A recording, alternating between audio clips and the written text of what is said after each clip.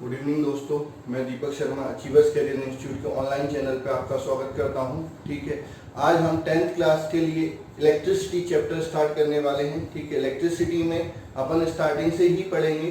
तो आपका किस क्लास का अपन चैप्टर स्टार्ट कर रहे हैं? क्लास 10th, सब्जेक्ट साइंस,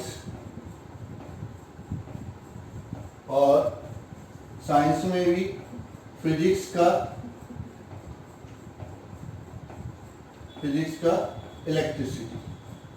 ठीक है, ये अपन स्टार्ट कर रहे हैं। ठीक है, तो सबसे पहले टर्म आती है इलेक्ट्रिसिटी। क्या? इलेक्ट्रिसिटी। तो अगर आपसे कोई पूछता है what do you mean by electricity, तो आपके घर में दिमाग में तुरंत बात आती है, सर घर में हमारी जो लाइट आती है इलेक्ट्रिक, जो जिससे हम बल्ब चलाते हैं, पंखे चलाते हैं, टीवी चलाते हैं, उसको हम क्या बोलते हैं? इलेक्ट्रिसिटी बोलते हैं। सही बात है, लेकिन एक्चुअल में इलेक्ट्रिसिटी का टर्म कहां से आया? तो इलेक्ट्रिक मतलब होता है चार्ज। इलेक्ट्रिसिटी क्या होती है? The branch of physics which deals with the study of charge. ठीक है, मतलब आपका क्या होता है? इलेक्ट्रिसिटी फिजिक्स की ऐसी ब्रांच है जिसमें अपन किसके बारे में पढ़ते हैं? चार्ज के बारे में पढ़ते हैं कि चार्ज किस तरह से मूव कर रहा है, कहां पर मूव कर रहा है। ठीक है, उसके मूव करने से कौन कौन से इफेक्ट आ रहे हैं, ये सारी चीजें अपन डिस्कस करते हैं। तो उसको अपन क्या बोलते हैं? इलेक्ट्रिसिटी बोलते हैं। तो अल्टीमेटली हमको इलेक्ट्रिसिटी में किसके बारे में पढ़ना है? चार्ज के बारे में पढ़ना है। तो अब अपन बात करते हैं कि भाई ये चार्ज क्या होता है, चार्ज क्या होता है, किसी बॉडी पे कैसे आता है, ये सारी बेसिक चीजें जनरली इतना डिटेल में स्टार्ट नहीं करते कोई भी आपके टीचर्स। वो आपको सीधा बताते हैं चार्ज दो टाइप के होते हैं, एक पॉजिटिव और एक नेगेटिव। चार्ज को क्यू से नोट करते हैं और इसकी ऐसा यूनिट क्या होती है? कूलम होती है। अपन बेसिकली अपन बात कर रहे हैं कि चार्ज होता क्या है, कैसे बॉडी पर आता है, ये सारी चीजें अपन बात कर रहे हैं। तो चार्ज अगर कोई पूछता है कि चार्ज क्या होता है, तो बच्चों के माइंड में वही आता है कि चार्ज दो टाइप के होते हैं, पॉजिटिव और नेगेटिव। लेकिन कोई चार्ज को डिफाइन नहीं कर पाता। जब तक आप चार्ज को डिफाइन नहीं कर पाओगे तब तक आप बेसिक चीजें क्लियर नहीं कर पाओगे। अच्छा, चार्ज छोड़ो, चार्ज तो बहुत दूर की बात है। अपन बात करते हैं मास। मास तो सब जानते हैं। हाँ सर, वो वेट बताता, वजन बताता। बिल्कुल सही, मास मतलब वेट वजन बताता है, वो होता है। मास को डिफाइन करो। क्या? मास को डिफाइन करो। तो बच्चे सोचते हैं सर मास मतलब वजन होता है, वजन मतलब भार होता है, ज्यादा और शुद्ध हिंदी में जाएंगे तो भार में होता है। तो भार क्या होता है? भार से क्या समझते हो?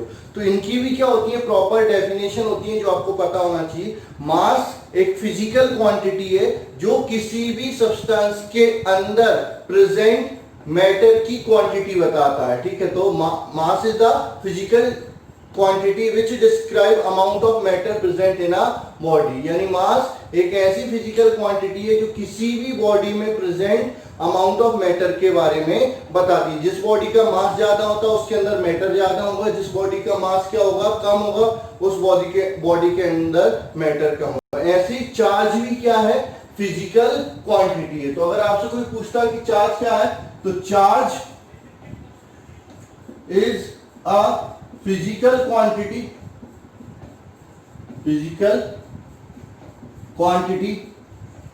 which describe electric and magnetic behavior of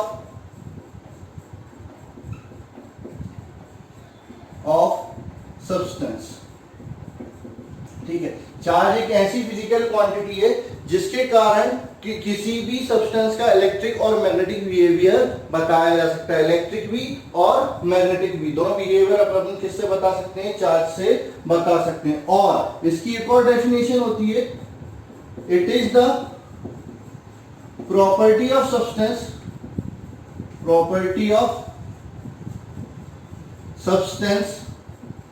it is the property of substance due to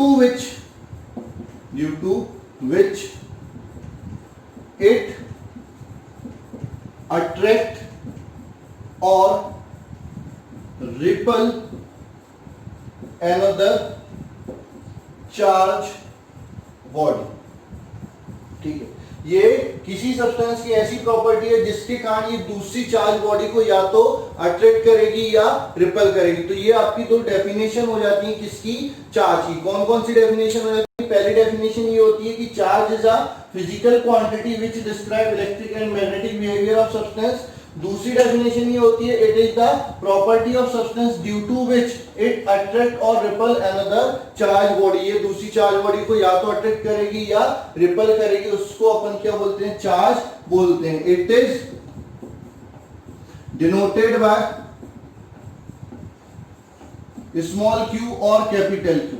किससे नोट कर सकते हैं? स्मॉल क्यू या कैपिटल क्यू से डिनोट कर सकते हैं। It's SI unit is coulomb. Coulomb को किससे नोट करते हैं? C से डिनोट करते हैं। तो ये हो गई आपकी चार्ज की डेफिनेशन, ठीक है। अब अपन बात करते हैं how a body get charge. How a body get charge, how नहीं, why a body get charge, ठीक है। एक बॉडी क्यों चार्ज हो जाती है? तो आपको सिंपल सी बात करता हूं कि आपका जो एटम है उसमें क्या होता है, आपने एटॉमिक स्ट्रक्चर 9th क्लास में पढ़ा हुआ है, तो एटम के बारे में जानते हैं कि एटम जो होता है वो स्मॉलेस्ट पार्टिकल होता है किसी भी मैटर का, जिसको फर्दर डिवाइड नहीं किया जा सकता। फिर इसके अंदर क्या होते हैं, इलेक्ट्रॉन, प्रोटॉन और न्यूट्रॉन, तीन चीजें होती हैं। प्रोटॉन पे पॉजिटिव चार्ज होता है, इलेक्ट्रॉन पे नेगेटिव चार्ज होता है, न्यूट्रॉन पे कोई चार्ज नहीं होता। प्रोटॉन और न्यूट्रॉन कहां पाए जाते हैं? न्यूक्लियस के अंदर पाए जाते हैं। और इलेक्ट्रॉन कहां करते हैं? बाहर घूमते रहते हैं। इसके बारे में आपने अभी तक पढ़ा है। तो एटम में जितने प्रोटॉन होते हैं उतने ही इलेक्ट्रॉन होते हैं। तो पॉजिटिव और नेगेटिव चार्ज क्या हो जाता है? बैलेंस हो जाता है, इसलिए उस पर कोई चार्ज नहीं होता। अब अगर बॉडी में, किसी भी बॉडी में ये प्रोटॉन और इलेक्ट्रॉन बैलेंस ना हो, यानी बराबर ना हो, तो उस पे क्या आ जाएगा? चार्ज आ जाएगा। तो इसमें जो आंसर आएगा, a body get charge due to imbalance of number of electron and proton, number of electron and proton due to transfer of electron, ठीक है। तो किसी भी बॉडी पे जो चार्ज आता है वो कैसे आता है? जब उसके प्रोटॉन और इलेक्ट्रॉन की संख्या बराबर नहीं रहती, वो क्या हो जाते हैं? अनबैलेंस हो जाते हैं। तो उस पे क्या आ जाता है? चार्ज आ जाता है। और ये जो अनबैलेंस होता है वो केवल और केवल इलेक्ट्रॉन के ट्रांसफर के कारण होता है, प्रोटॉन के ट्रांसफर के कारण नहीं होता। तो अभी अब कुछ बच्चे पूछेंगे सर प्रोटॉन का ट्रांसफर क्यों नहीं होता? देखो, प्रोटॉन कहां पर है? न्यूक्लियस के अंदर बैठे, और इलेक्ट्रॉन कहां घूम रहे हैं? बाहर घूम रहे हैं। तो अगर आपको कभी भी कोई काम पड़ेगा तो अंदर से किसी को नहीं बुलाओगे, जो उस परिवार का जो बाहर सदस्य घूम रहा होगा, या तो उसको बाहर दे दो, या वहां पर आप कि कोई दूसरा इलेक्ट्रॉन अंदर चला जाएगा, मतलब वहां तक चला जाएगा। तो आपका जब भी ट्रांसफर होता है, प्रोटॉन का ट्रांसफर नहीं होता, किसका ट्रांसफर होता है? इलेक्ट्रॉन का ट्रांसफर होता है। तो a body get charge due to imbalance of number of electron and proton due to transfer of electron, या a body get charge due to transfer of electron, आप डायरेक्ट भी बोल सकते हैं। किसी भी बॉडी पर जो चार्ज आता है वो इलेक्ट्रॉन के ट्रांसफर के कारण आता है। तो अब ट्रांसफर कितने तरीके से हो सकता है? इलेक्ट्रॉन को लॉस हो सकता है, गेन हो सकता है, ठीक है। टाइप ऑफ चार्ज, ये हटा देता हूं।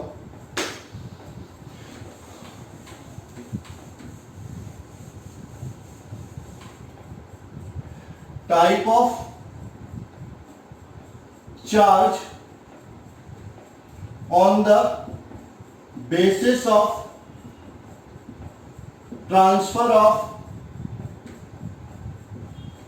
इलेक्ट्रॉन, इलेक्ट्रॉन के ट्रांसफर के बेसिस पे टाइप चार्ज कितने टाइप का होता है? तो चार्ज दो टाइप का होता है। पार्टिकल कितने टाइप का होता है? तीन। एक positively charge particle, negatively charge particle और न्यूट्रल पार्टिकल। और चार्ज कितने टाइप का होता है? दो टाइप का होता है। पहला positive charge, second negative charge. ठीक है, तो सबसे पहले अपन बात कर लेते हैं पॉजिटिव चार्ज की। ठीक है, तो पॉजिटिव चार्ज क्या होता है? When a body loses electron then it acquire positive charge. अगर कोई बॉडी इलेक्ट्रॉन को क्या करती है? लूज करती है, तो उस पर कैसा चार्ज आ जाता है? पॉजिटिव चार्ज आ जाता है। ठीक है, तो आपका पॉजिटिव चार्ज कैसे आता है? Due to loss of electron. A body gain positive charge due to loss of electron. ठीक है, when a body gain electron it acquire negative charge. जबकि जब एक बॉडी इलेक्ट्रॉन गेन करती है तो उस पर क्या आ जाता है? नेगेटिव चार्ज आ जाता है। ठीक है, बॉडी इलेक्ट्रॉन लूज कर रही है तो क्या आ रहा है? Positive charge. इलेक्ट्रॉन गेन कर रही है तो नेगेटिव चार्ज आ जाता है। अब इसमें एक चीज और याद रखना, पॉजिटिव चार्ज कब आ रहा है? जब इलेक्ट्रॉन लूज कर रही है। तो पॉजिटिव चार्जिंग पर मास पर क्या इफेक्ट पड़ेगा? तो मास पर इफेक्ट क्या पड़ेगा? सीधी सी बात है, पॉजिटिव चार्ज कब आ रहा है? जब इलेक्ट्रॉन लूज कर रही, कुछ चीज निकल रही। तो अगर मैं अपने शरीर से कुछ चीज निकाल दूंगा तो मेरा मास क्या हो जाएगा? कम हो जाएगा। तो during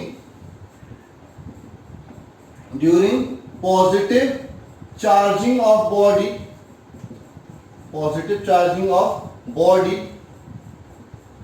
it acquire its mass decreases। मतलब जब भी बॉडी पे क्या आएगा? पॉजिटिव चार्ज देंगे तो उसका मास क्या हो जाएगा? कम हो जाएगा। ठीक है, उसके बाद अपन बात करते हैं during negative charging of body its mass increases. ठीक है, तो नेगेटिव चार्ज कब आ रहा है? जब इलेक्ट्रॉन गेन कर रहे हैं तो उसका मास क्या हो जाएगा? बढ़ जाएगा। पॉजिटिव चार्जिंग पर क्या होता है? मास कम हो जाता है, और नेगेटिव चार्जिंग पे मास क्या हो जाता है? बढ़ जाता है। तो आपके चार्ज कितने टाइप के हो गए? दो टाइप के, एक पॉजिटिव चार्ज और एक नेगेटिव चार्ज। पॉजिटिव चार्ज कब आता है? जब बॉडी इलेक्ट्रॉन लूज करती है। तो जब भी पॉजिटिव चार्ज आएगा मास क्या हो जाएगा? कम, बहुत कम होगा, ना के बराबर होगा, लेकिन क्या हो जाएगा? कम हो जाएगा। नेगेटिव चार्ज क्या होता है? जब बॉडी इलेक्ट्रॉन क्या करती है? गेन करती है, तो बॉडी पे जो चार्ज आता है वो उसको अपन क्या बोलते हैं? नेगेटिव चार्ज बोलते हैं। तो नेगेटिव चार्ज करते हैं तो मास क्या हो जाता है? इंक्रीज हो जाता है। तो अब अल्टीमेटली जो चार्ज आ रहा है वो किसके कारण आ रहा है? इलेक्ट्रॉन के ट्रांसफर के कारण आ रहा है। तो इलेक्ट्रॉन पे चार्ज कितना होता है? याद रखेंगे, चार्ज ऑन इलेक्ट्रॉन।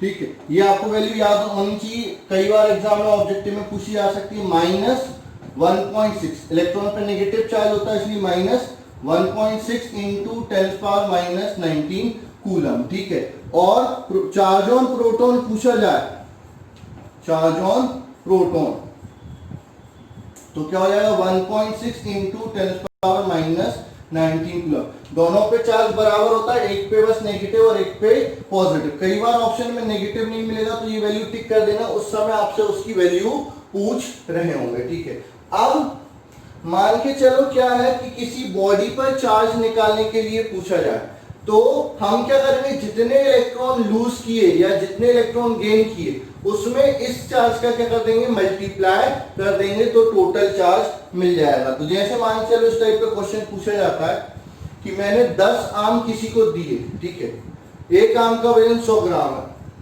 ठीक है, तो मैंने उसको कितने ग्राम आम दिए? तो 100 गुणे 10 यानी 1000 ग्राम आम दिए, या 1 किलो आम उसको दिए। तो इस टाइप से सिंपल सा क्वेश्चन आता है। तो ऐसा ही यहाँ पर पूछा जाता है कि आपका अगर किसी बॉडी पर चार्ज पूछा है, इसको अपन क्या बोलते हैं? Quantization of charge. Quantization of charge. बेटा ये जो टर्म है वो आपके सिलेबस में बहुत कम यूज की जाती है, लेकिन उन पर न्यूमेरिकल या क्वेश्चन आपके एग्जाम में पूछ लिए जाते हैं, इसलिए मेरे को बताना पड़ रहा है। क्वांटाइजेशन ऑफ चार्ज पे फॉर्मूले पर डिस्कस कर रहे हैं। क्वांटाइजेशन ऑफ चार्ज क्या बोलता है, according to this principle, according to this principle the charge on body is integral multiple of charge on electron, ठीक है। यानी आपका किसी भी बॉडी पर जो चार्ज होगा वो इलेक्ट्रॉन के चार्ज का इंटीग्रल मल्टीपल होगा। इंटीग्रल मल्टीपल होता है आपका, ये n क्या है, इंटीजर। n क्या है, इंटीजर। इंटीजर मतलब 1 2 3 4 5 6 7, एक परफेक्ट नंबर, उसको अपन क्या बोलते हैं, इंटीजर बोलते हैं। ये कभी भी n फ्रैक्शन में नहीं होना चाहिए, क्योंकि इलेक्ट्रॉन को आप तोड़ नहीं सकते। आपका जो बॉडी जब चार्ज होती है तो पूरा का पूरा इलेक्ट्रॉन ट्रांसफर होता है, उसको तोड़ के हम नहीं दे सकते। इसलिए किसी भी बॉडी पर जो चार्ज आएगा वो इलेक्ट्रॉन के चार्ज का कंप्लीट मल्टीपल होगा या इंटीग्रल मल्टीपल होगा। यहां पर Q क्या है, चार्ज ऑन बॉडी, n क्या है, नंबर ऑफ इलेक्ट्रॉन, n क्या है, नंबर ऑफ इलेक्ट्रॉन, और E क्या है, चार्ज ऑन इलेक्ट्रॉन, ठीक है। इसकी वैल्यू आपको पता है 1.6 इंटू 10⁻⁻19 कूलम। अब कई बच्चे बोलेंगे सर नेगेटिव, हाँ नेगेटिव साइन होता है, लेकिन हम वैल्यू की बात करें तो केवल इतना भी लिख सकते हैं। इससे हम चार्ज निकाल सकते हैं, बाद में बता देंगे। अगर बॉडी ने इलेक्ट्रॉन लूज किए हैं तो पॉजिटिव चार्ज, इलेक्ट्रॉन गेन किए हैं तो नेगेटिव चार्ज। अब इस पे क्वेश्चन आ जाते हैं। क्वेश्चन कैसे आ जाते हैं, क्वेश्चन कैसे आ जाते हैं, मैं आपको नंबर ऑफ इलेक्ट्रॉन दे दूंगा, चार्ज पूछ लूंगा, ठीक है, या फिर चार्ज दे दूंगा, नंबर ऑफ इलेक्ट्रॉन पूछ लूंगा, ठीक है। जैसे सिंपल सा क्वेश्चन है, if a body gain 500 electron then determine charge on it, charge on it, ठीक है। क्या है, अगर बॉडी क्या करती है, 500 इलेक्ट्रॉन को क्या करती है, गेन करती है, तो उस पर चार्ज कितना होगा, तो n बराबर कितना हो गया 500, E आपको पता है 1.6 इंटू 10⁻⁻19 कूलम।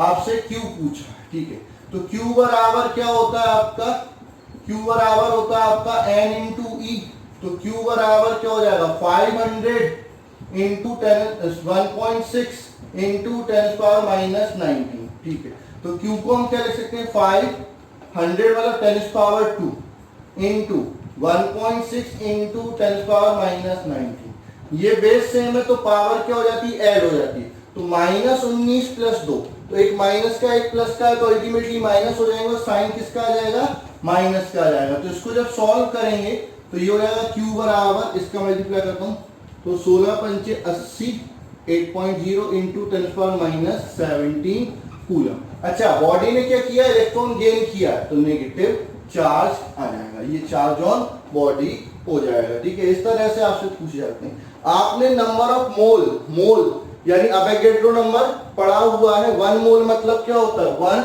मोल मतलब क्या होता है, 9th क्लास में पढ़ा है, 6.023 इंटू 10⁻23, ठीक है। अब मैं पूछ सकता हूं चार्ज ऑन 1 मोल, ठीक है, कितने, 1 मोल पर चार्ज कितना होगा, तो आपका Q बराबर क्या हो जाएगा 6.023 इंटू 10⁻23 इंटू 1.6 इंटू 10⁻⁻19। जब इसको सॉल्व करते हैं तो इसकी अप्रोक्सीमेट वैल्यू होती है 96500 कूलम। इसको 1 फेराडे भी बोलते हैं, 1 फेराडे, ठीक है। 1 फेराडे कितना होता है, 96500 कूलम, और चार्ज ऑन 1 मोल इलेक्ट्रॉन, ये हो जाता है, ठीक है।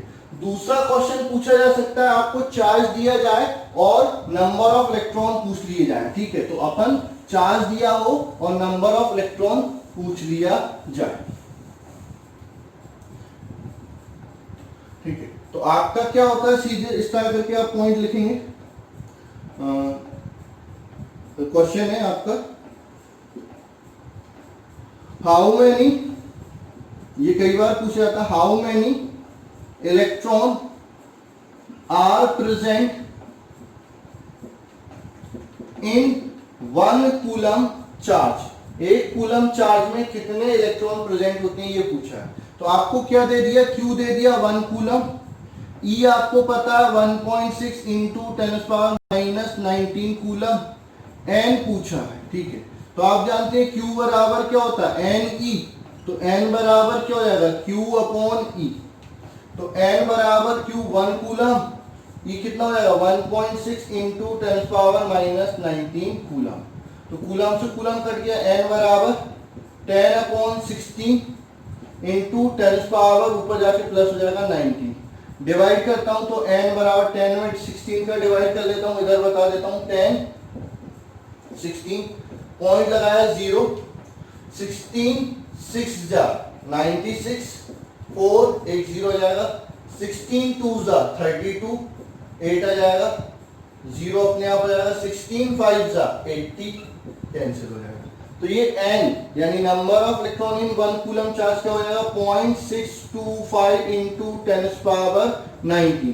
जनरली डेसिमल एक डिजिट बाद होना चाहिए, तो डेसिमल अगर मैं left side right side shift करता हूं तो पावर क्या हो जाती है, कम हो जाती है, और लेफ्ट साइड शिफ्ट करता हूं तो पावर क्या हो जाती है, बढ़ जाती है। तो उधर शिफ्ट कर रहा हूं तो N बराबर 6.25, जितना शिफ्ट करूंगा उतनी कम होती जाएगी। अगर एक डिजिट शिफ्ट कर रहा हूं तो एक कम होगी, 2 डिजिट शिफ्ट कर रहा हूं तो 2 कम हो जाएगी, 3 डिजिट शिफ्ट कर रहा हूं तो 3 कम हो जाएगी। तो 6.25 इंटू 10⁻18, ये नंबर ऑफ इलेक्ट्रॉन हो जाते हैं किसमें, 1 कूलम चार्ज पर। ये आपको ऑब्जेक्टिव में पूछा जाता है, एक ऑब्जेक्टिव आपका चार्ज ऑन इलेक्ट्रॉन पूछा जाता है, तो ये आपके 2 ऑब्जेक्टिव या आपके 1 वर्ड टाइप के क्वेश्चन यहां से पूछे जा सकते हैं। तो ये हो गया आपका चार्ज। अब एक चीज और अपन डिस्कस करते हैं, प्रॉपर्टी ऑफ चार्ज में।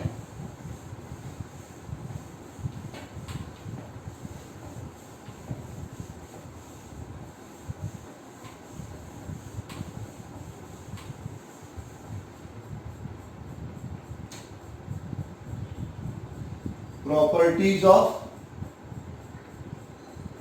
चार्ज, प्रॉपर्टीज ऑफ चार्ज, सबसे पहला आएगा like charge ripple each other, like charge ripple each other, मतलब अगर दोनों एक जैसे चार्ज है, दोनों पॉजिटिव है या दोनों नेगेटिव है, तो उनमें क्या होगा, रिपल्शन हो जाएगा। तो like charge ripple each other and unlike charge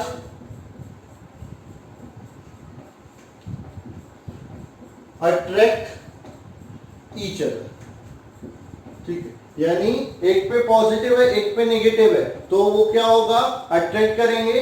दोनों पे पॉजिटिव है तो वो क्या करेंगे, रिपल करेंगे। दोनों पे नेगेटिव है तो भी वो क्या करेंगे, रिपल करेंगे। तो like charge ripple each other, unlike charge attract each other. अब यहां से आप समझना, Q1 into Q2 greater than 0, यानी प्रोडक्ट पॉजिटिव है। तो दो क्वांटिटी का प्रोडक्ट पॉजिटिव कब होता है, जब या तो वो दोनों पॉजिटिव हो या दोनों नेगेटिव हो। अगर एक पॉजिटिव है और एक नेगेटिव है तो प्रोडक्ट क्या हो जाएगा, नेगेटिव हो जाएगा, लेस देन 0। तो अगर उनका product Q1 into Q2 greater than 0 है तो then they repel each other, तो वो एक दूसरे को क्या करेंगे, रिपल करेंगे।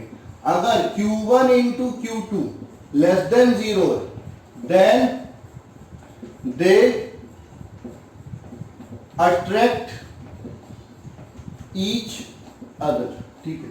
एक और स्टार्ट करके पॉइंट लिख लेना, ये आपको याद होना चाहिए। A charge body always attract a neutral body. ये जनरली बहुत कम लोग बताते हैं, जो चार्ज बॉडी होती है वो न्यूट्रल बॉडी को भी क्या कर सकती है, अट्रैक्ट करती है। ठीक है। तो अट्रैक्शन हम परमानेंट टेस्ट नहीं बताता कि सामने वाली बॉडी पे कैसा चार्ज होगा, लेकिन रिपल्शन परमानेंट टेस्ट बताता। समझो क्या बोल रहा हूं मैं। जैसे एक बॉडी है ए, इस पे पॉजिटिव चार्ज, दूसरी बॉडी है बी, ठीक है, इन दोनों में रिपल्शन हो रहा है, रिपल्शन हो रहा है। तो आप बोलोगे बी हैव पॉजिटिव चार्ज, क्योंकि आपको पता है रिपल्शन किस में होता है, लाइक चार्ज में होता है। तो अगर इन दोनों में रिपल्शन हो रहा है तो इस पे भी क्या होगा, पॉजिटिव चार्ज होगा, ठीक है। वहीं पर अगर मैंने बोला कि एक बॉडी ए है, इस पे पॉजिटिव चार्ज है, ठीक है, और ये बी को क्या कर रही है, अट्रैक्ट कर रही है, बी को क्या कर रही है, अट्रैक्ट कर रही है, ठीक है। तो इस पे क्या बोलेंगे हम, बी में हैव, कंफर्म नहीं बोलेंगे, में लगा देंगे, क्यों, ये न्यूट्रल भी हो सकती है। तो बी में have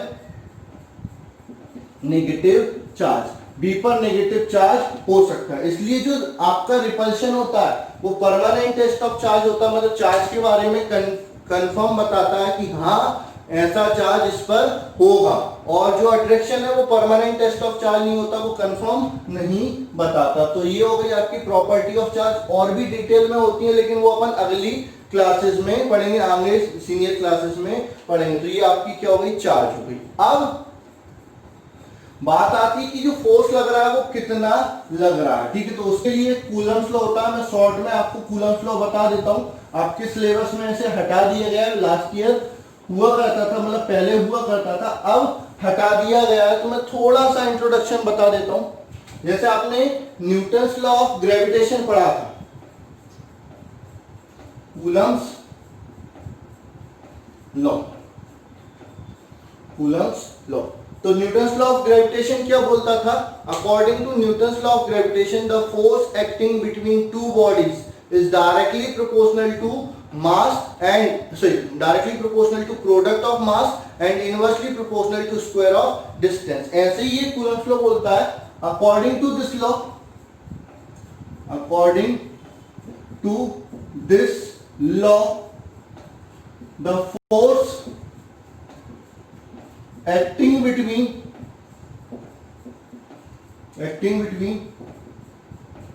two charges is directly proportional to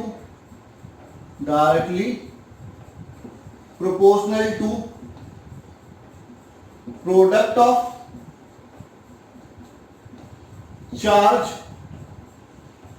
and inversely proportional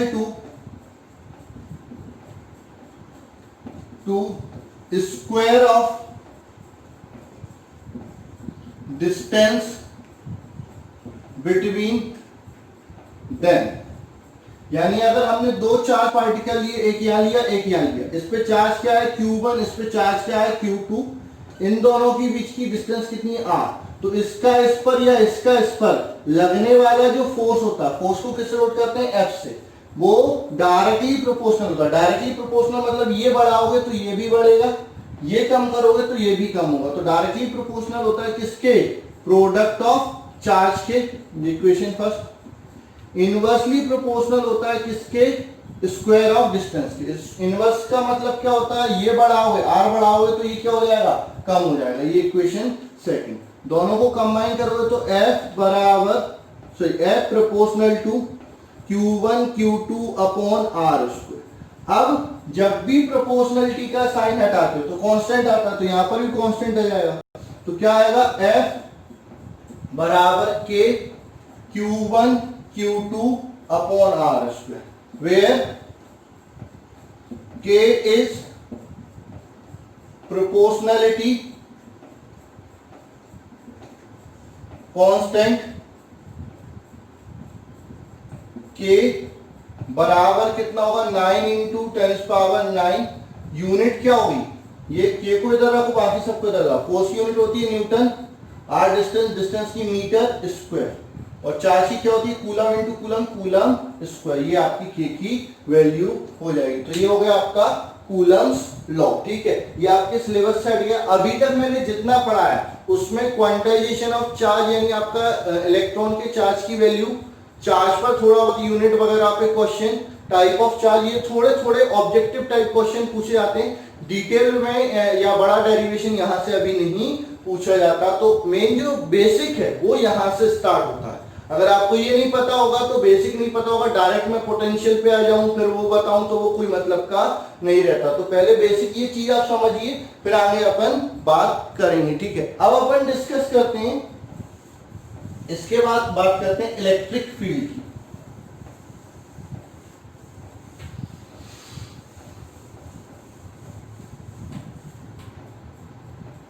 electric field, ठीक है।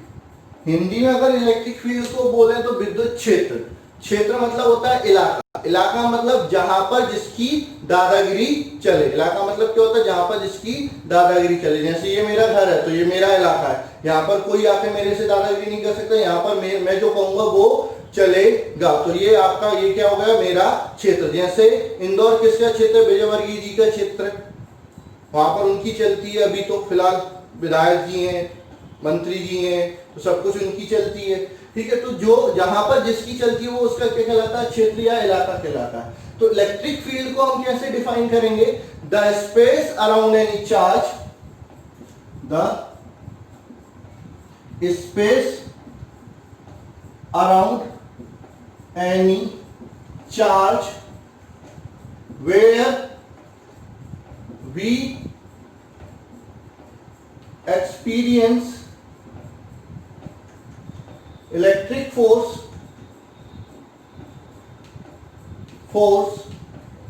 is known as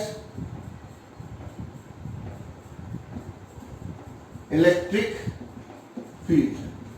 मतलब आपका किसी भी चार्ज के आसपास का स्पेस जहां पर आप इलेक्ट्रिक फोर्स एक्सपीरियंस करते हैं उसको क्या बोलते हैं, इलेक्ट्रिक फील्ड बोलते हैं। आपने लास्ट क्लास मतलब 9th क्लास में ग्रेविटेशनल फील्ड पढ़ी होगी। तो ग्रेविटेशनल फील्ड को कैसे डिफाइन करते थे, the space around any body where we experience gravitational force is known as gravitational field. वैसे ही आपका इलेक्ट्रिक फील्ड होती है, the space around any charge where we experience electric force is known as electric field. ऐसे ही magnetic field हो सकती है, the space around any magnet where we experience magnetic force is known as magnetic field। अब जो term आपकी book में दी गई है, जो पूछी जाती है, उन पर आ जाते हैं। सबसे पहला टर्म है इलेक्ट्रिक पोटेंशियल। इलेक्ट्रिक पोटेंशियल, ठीक है। तो the electric potential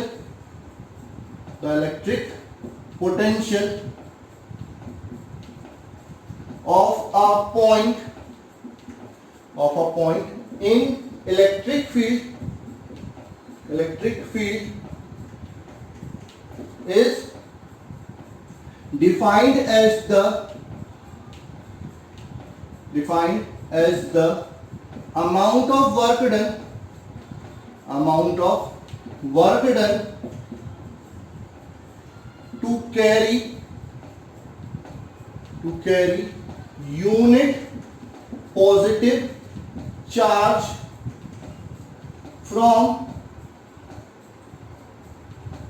infinity to that point is known as electric potential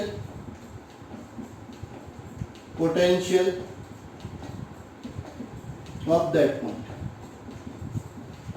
यानी इलेक्ट्रिक फील्ड में आप किसी पॉइंट पर इलेक्ट्रिक पोटेंशियल निकालना चाहते हैं। इलेक्ट्रिक फील्ड मतलब एक चार्ज है, उसके आसपास का स्पेस है, इलेक्ट्रिक फील्ड है।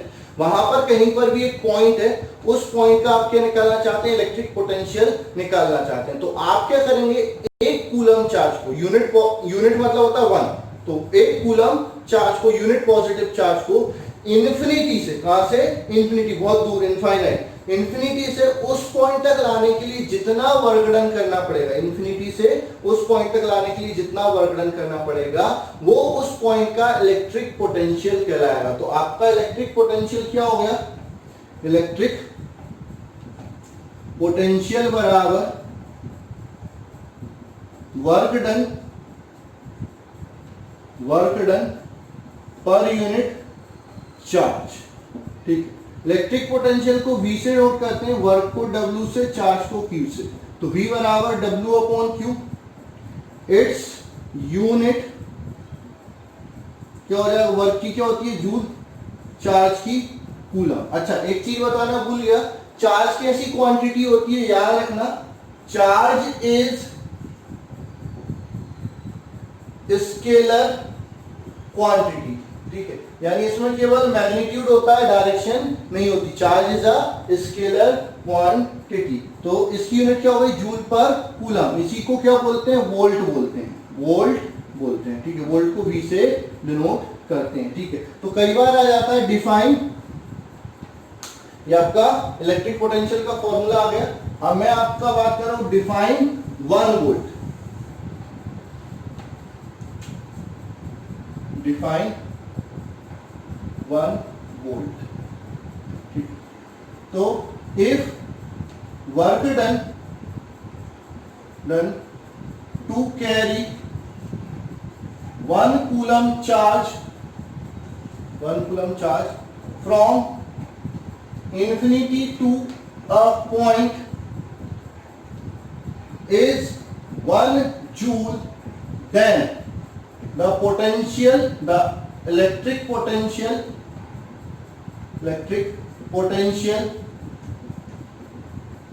of that point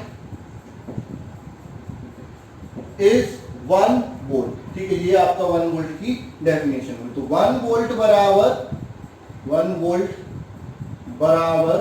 1 joule upon 1 coulomb. ठीक है, अच्छा इस फॉर्मूले पे आपके क्वेश्चन पूछे जा सकते हैं। कैसे, किसी पॉइंट का पोटेंशियल दे देंगे, अब बोलेंगे इतने कूलम चार्ज को इंफिनिटी से उस पॉइंट तक लाने के लिए वर्क डन निकालो।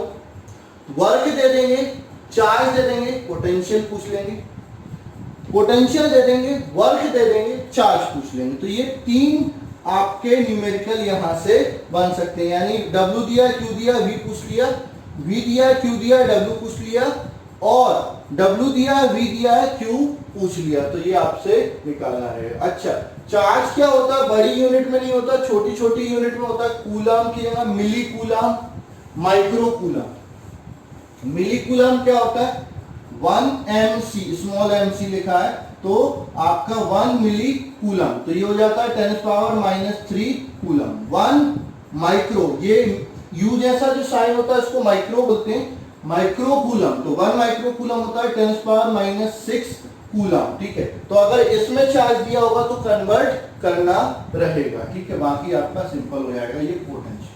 अब एक आता है आपका पोटेंशियल डिफरेंस, एक टर्म और आती है, आज के वो और टर्म पढ़ लेंगे, फिर अपन बंद करेंगे, अगली क्लास में पढ़ेंगे। पोटेंशियल डिफरेंस क्या होता है, the amount of work done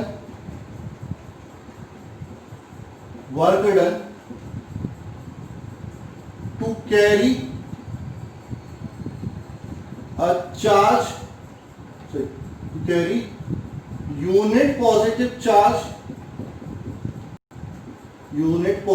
charge from one point to another point,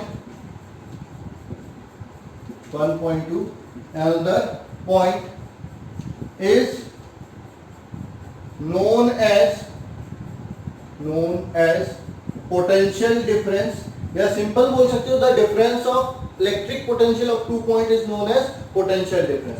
2 point है, एक ये है, एक बी है, ए बी। ठीक है, यहां से चार्ज को यहां तक ले जाने के लिए, यूनिट पॉजिटिव चार्ज को ले जाने के लिए जितना वर्क डन करना पड़ेगा वो क्या कहलाएगा, पोटेंशियल डिफरेंस। तो पीडी से इसको नोट करते हैं, पोटेंशियल डिफरेंस बराबर क्या हो जाएगा, वर्क अपॉन चार्ज। ठीक है, वर्क अपॉन चार्ज, तो ये हो जाएगा VA माइनस VB PD, दोनों के पोटेंशियल के डिफरेंस के बराबर होता है। WAB अपॉन Q, कई बार A का पोटेंशियल दिया होगा, B का पूछा होगा, ये सारी चीज, इस टाइप के क्वेश्चन भी आपके पूछे जा सकते हैं। ठीक है, ये हो जाएगा। अब इट्स यूनिट जूल पर कूलम। अच्छा, यहां पर जो पोटेंशियल और पोटेंशियल डिफरेंस है दोनों स्केलर क्वांटिटी होगी, बोथ इलेक्ट्रिक पोटेंशियल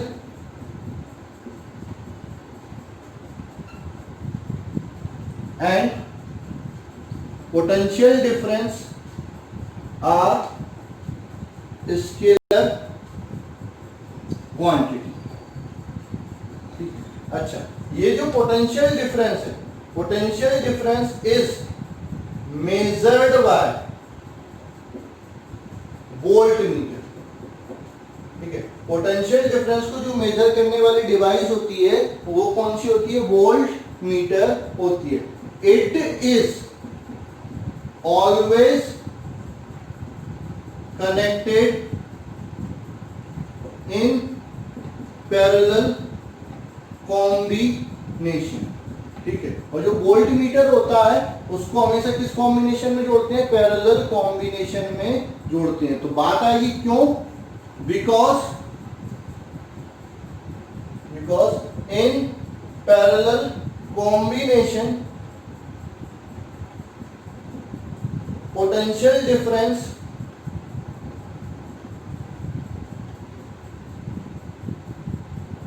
इसी को वोल्टेज बोलते हैं, और voltage remain same and ideal voltmeter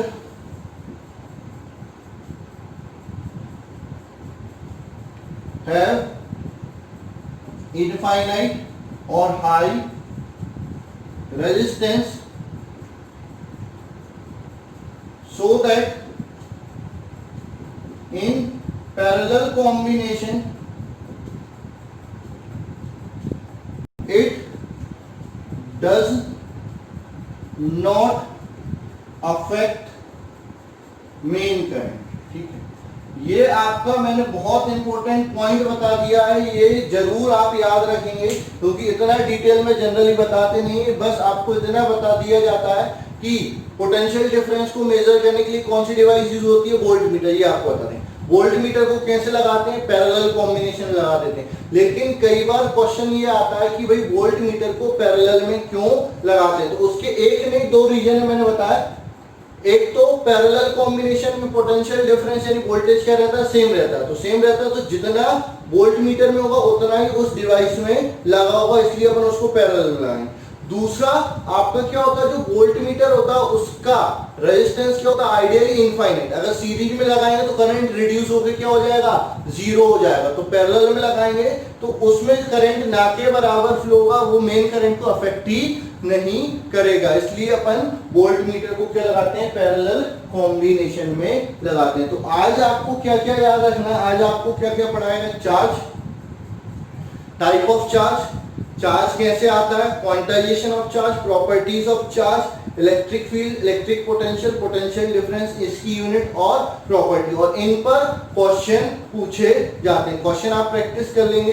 ठीक है, आपके ऐप पर मैं इसकी प्रैक्टिस शीट भी आपको दे दूंगा या फिर असाइनमेंट शीट दे दूंगा जिससे आप इनके क्वेश्चन कर सकते हैं। कुछ क्वेश्चन मैं आपको क्लिक करके वहां पर दे दूंगा। ठीक है, तो बिल्कुल आप इन चीजों को प्रैक्टिस करें और अच्छे से अच्छे मतलब कोई भी अगर दिक्कत आती है तो आप मेरे को कमेंट करें, चैट करें या किसी भी तरह मेरे से कांटेक्ट में रहे जिससे कि मैं आपकी इनकी प्रॉब्लम रिजॉल्व करके दे सकता हूं। ठीक है, थैंक यू और अपन अगले लेक्चर में